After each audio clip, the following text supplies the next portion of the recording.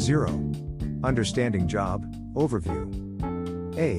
The Bible book introductions are divided into 4 parts: Overview, Vital Statistics, Blueprint, Mega Themes, for easy to understand. 1. Overview. A. Job was tested.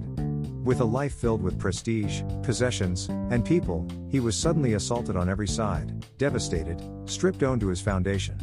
But his life was built on God, and he endured. B. Job, the book, tells the story of Job, the man of God.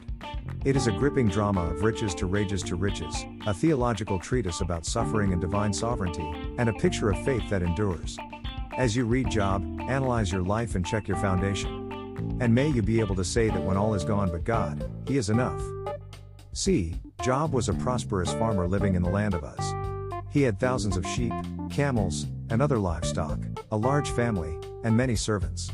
Suddenly Satan, the accuser, came before God claiming that Job was trusting God only because he was wealthy and everything was going well for him. And so the testing of Job's faith began. D. Satan was allowed to destroy Job's children, servants, livestock, herdsmen, and home, but Job continued to trust in God. Next, Satan attacked Job physically, covering him with painful sores. Job's wife told him to curse God and die, 2-9, but Job suffered in silence. E. 3 of Job's friends, Eliphaz, Bildad, and Zophar, came to visit him. At first they silently grieved with Job.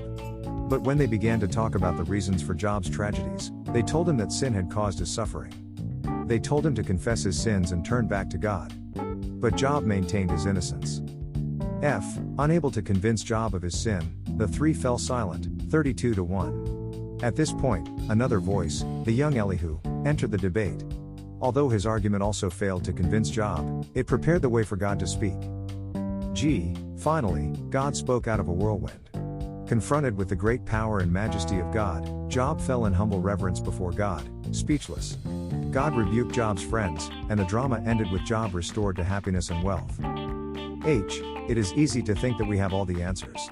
In reality, only God knows exactly why things happen as they do, and we must submit to Him as our sovereign. As you read the book of Job, emulate Job and decide to trust God no matter what happens.